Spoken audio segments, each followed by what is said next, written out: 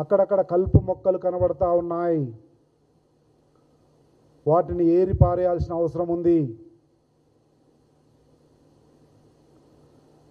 అక్కడక్కడ గంజాయి మొక్కలు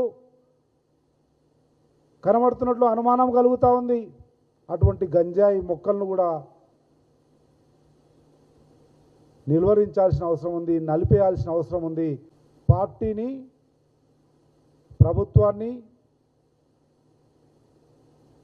రెండింటినీ సమన్వయపరచడంలో ఉండే అనేక వ్యవస్థలను ప్రక్షాళన చేయవలసినటువంటి అవసరం ఉంది. దయచేసి దాని మీద దృష్టి పెట్టవలసిందిగా విజ్ఞప్తి చేస్తూ ఉన్నా. ఆ రోజు అనేక వ్యక్తులను, శక్తులను కూలగట్టుకోవాలని అనేక మంది వచ్చిండ్రు. ఈరోజు అనేక స్థాయిల్లో పనిచేస్తూ ఉన్నారు.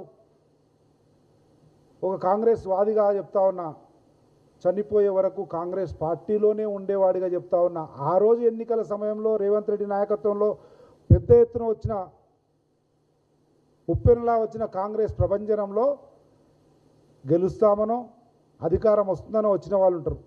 మళ్ళీ రేపు 2-3 సంవత్సరాల తర్వాత పరిస్థితులు మారితే ఎక్కడుంటారో ఏమవుతారో తెలియదు.